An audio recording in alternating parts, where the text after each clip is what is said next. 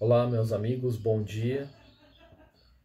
Espero que todos estejam bem, salvos em suas casas,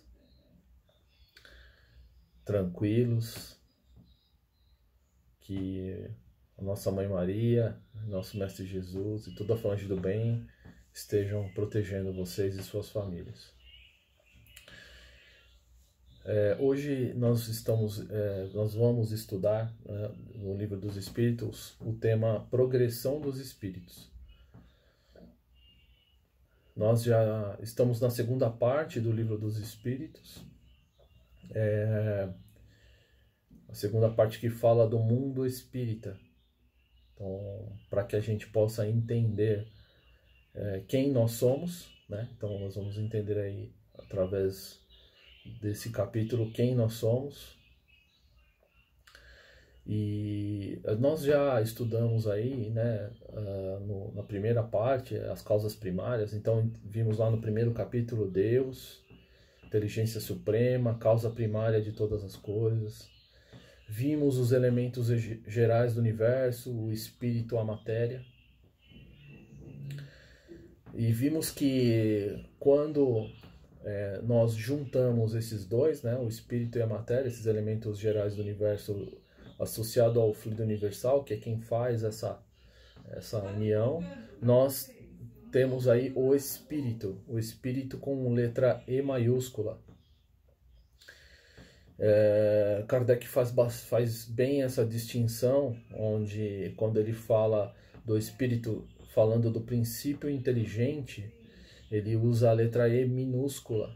E quando ele vai falar das individualidades, ou seja, cada um de nós, cada um é espírito encarnado ou desencarnado, mas que já temos essa condição, ele usa a letra E maiúscula para se referir a esse espírito. Tá? Então com essa junção ele nos cria dessa forma. Então esse espírito com letra E maiúscula, quando ele é criado, Deus o cria simples e ignorante. Ele o cria nem bom nem mal. Para que a gente possa fazer uma associação, um entendimento um pouco mais claro, seria como uma criança. Aliás, Deus, ele sempre, como nós aqui no planeta Terra temos bastante dificuldade com linguagens e alguns entendimentos, porque é difícil a gente entender algo que a gente não vê, que a gente não consegue sentir, então é difícil explicar certas coisas. E assim ele sempre se refere, né, quando ele vai explicar espírito, algumas coisas, matéria quintessenciada, enfim, esse tipo de coisa, a gente ainda não tem o nosso lado sensorial, nós não conseguimos sentir, então a gente não consegue descrever isso. Então Deus dá algumas doses, né, algumas pequenas formas de conhecer a sua criação. Então, quando ele cria um espírito, a gente pode assim entender como uma criança. Então, a uma mãe, Deus dá esse gostinho de gerar uma vida, né? Então o amor de uma mãe por um filho, tudo isso são amostras do amor de Deus por nós. Então ele nos cria simples e ignorantes. Mas por que ele faz isso, né? Por que ele já não nos cria perfeitos, né? Por conta de uma justiça divina. Ele, no próprio Livro dos Espíritos, Kardec fez essa pergunta, né, aos espíritos para que eles se esclarecessem. Né, na questão 119, ele fala assim: não poderia Deus livrar os espíritos das provas que devem suportar para atingirem o primeiro plano, né, atingirem a perfeição? E eles vão falar: qual é o mérito disso? Se Deus criasse todos perfeitos, qual seria a vantagem nisso? Se ele já é perfeito, para que ele criaria seres perfeitos iguais a ele? Qual o intuito disso? E mais, as diferenças, as individualidades, qual a motivação disso? Não haveria sentido criarmos todos perfeitos. Ele nos cria simples e ignorantes para que nós tenhamos o mérito de chegar a essa perfeição. Então, Deus nos cria perfectíveis e não perfeitos. Então, perfectíveis por quê? Porque nós temos a condição de nos tornarmos perfeitos. Então, nós somos seres perfectíveis e não perfeitos. Através dos nossos méritos, do nosso trabalho, nós poderemos chegar até ele, até a perfeição. Esse é o intuito de que ele cria nós como espíritos, simples e ignorantes, nem bom e nem mal. Então ele vai nos dando provas, né, ao longo assim que nós somos gerados, nós vamos passando por provas e essas provas vão nos instruindo, né? A gente vai passando por certas situações com as convivências e a gente chega a um ponto onde a gente vai aprendendo com os acertos, com os erros, e isso traz para nós aumenta o nosso conhecimento. Então, através do conhecimento, a gente vai começando a entender a diferença entre o bem e o mal. Então, primeiramente, a gente começa a adquirir uma inteligência, né? E com essa inteligência, esse entendimento do bem e do mal, a gente começa a ter a moralidade. A gente começa a entender que certas coisas não são, não são necessárias, né? Então, assim, o que a gente tem que entender é que quando eu sei que algo vai me fazer mal, eu não vou seguir por aquele caminho. Então é assim que começa toda essa evolução do espírito. Então, com essa inteligência e esse entendimento do bem e do mal, a gente começa a desenvolver o nosso livre-arbítrio. O livre-arbítrio ele é desenvolvido a partir de eu saber escolher, né? Então, a partir do momento que eu tenho a consciência de mim mesmo, né? Então, desenvolvendo a consciência de si mesmo, a gente começa a desenvolver o livre-arbítrio dentro de nós. Então, a gente começa a saber essa diferença entre o bem e o mal, que nada mais é do que a lei de liberdade. Então, Deus nos dá essa lei divina, que é o livre-arbítrio. Isso é importantíssimo em tudo. Então ele deixa ao nosso cargo escolher qual o caminho que eu quero seguir. Ele não nos impõe nada. Assim como, então, esse entendimento advém disso, né, desse conhecimento. Então, assim como o apóstolo Paulo, né, colocou na primeira epístola aos Coríntios, no capítulo 6, ele tem a seguinte frase, né? Tudo me é lícito, porém nem tudo me convém, né? Ou tudo me é lícito, mas eu não permitirei que nada me domine. Então, Deus nos dá o livre-arbítrio dizendo que, olha, você pode fazer o que você quiser da sua vida. Mas aqui Paulo assevera, nem tudo me convém. Ou seja, a partir desse entendimento de saber do bem e do mal, tem coisas que eu sei que eu não posso fazer, porque vai eu machucar outra pessoa, ou eu vou me machucar.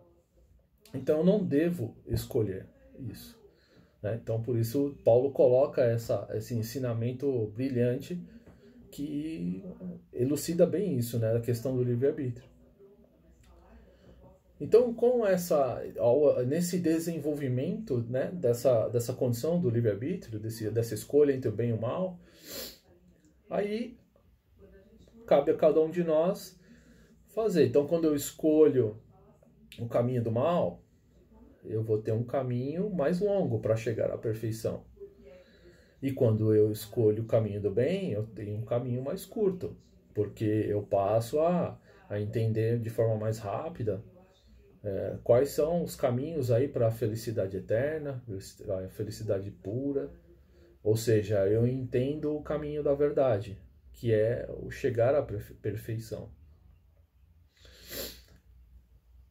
O caminho do mal, a gente vai errar, vai ter que voltar novamente para responder por esse mal que nós fizemos. E isso toma muito tempo das nossas existências. Às vezes, a gente erra tanto que nós já entendemos que estamos no caminho errado, porém o nosso egoísmo, o nosso orgulho não nos deixa partir para o bem, porque a gente quer manter aquela condição. Então não existe espíritos que foram criados maus. Deus não cria nada mal. Então essa história de de Satanás, o príncipe das trevas, essas coisas todas, essas coisas não existem. Na verdade são espíritos que erraram nas suas escolhas e seguiram o caminho do mal. Mas eles não são espíritos que foram criados maus e eles não estão fadados a ficar nessa condição eternamente.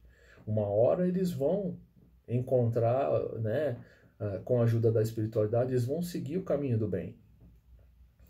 Então, a gente não pode ver um espírito dessa forma como sendo que ele vai ter aquela condição para sempre. Nós temos que olhar ele como um irmão que seguiu um caminho errado.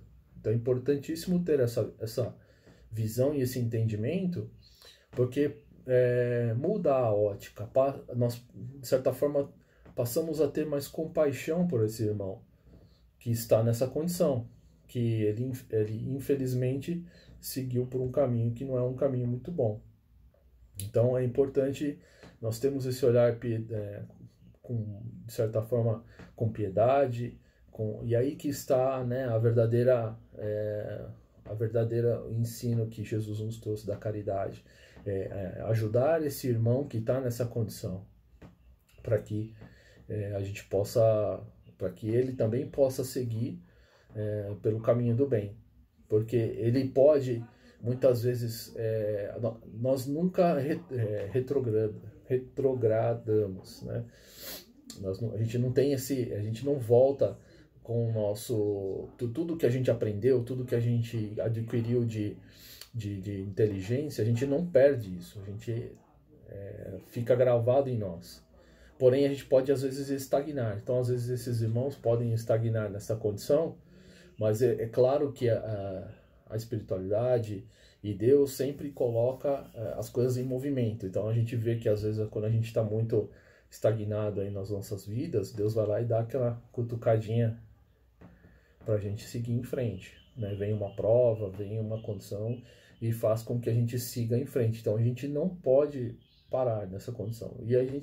E os auxílios dos espíritos, assim como os espíritos, né, do bem nos ajudam, os espíritos da segunda ordem aí, que são os nossos anjos guardiões, eles vêm para nos ajudar. Nós também, como um espírito que já entendeu o caminho do bem, podemos ajudar esse irmão que não entendeu ainda. Esse é o papel, todos nós nos ajudando. E para qual fim? Chegarmos à perfeição. Então, nós vimos aí com esse estudinho, né, desse capítulo da progressão dos espíritos, a resposta para aquela pergunta: somos os responsáveis por nosso aperfeiçoamento? Sim, nós somos responsáveis por nosso aperfeiçoamento. Cabe a nós chegarmos à perfeição. Os espíritos estão aí para nos ajudar, né, os espíritos do bem, os anjos guardiões e toda a falange do bem está para nos ajudar, mas cabe a nós fazermos a nossa parte. Um capítulo, na verdade, uma passagem de Jesus que ilustra muito bem essa condição da progressão dos espíritos é a transfiguração de Jesus. Essa passagem está em Mateus, no capítulo 17, o versículo de 1 a 13, e também aparece em Marcos e Lucas, que ilustra muito bem essa progressão né, essa escala espírita, como, né, o Maurício explicou. Então, a escala do espírito na sua ascensão de progresso, na chegada à perfeição. Nessa passagem, Jesus leva Pedro, Tiago e João para o Monte Tabor, né? Então, eles estão ali no platô com uma multidão e Jesus pega esses três apóstolos, que eram os três que ele tinha mais afinidade, sobe ao Monte Tabor. Então isso mostra essa escala espírita, ou seja, o topo do monte significa a perfeição, aonde nós devemos chegar. E lá Jesus faz essa transfiguração, né, onde ele aparece iluminado, né, todo reluzente, e aparece junto de Moisés e Elias. Então essa transfiguração, essas três individualidades, vamos dizer assim, representam as três revelações que nós conhecemos, né? Moisés, Jesus e Elias representando a terceira revelação ou o Espiritismo.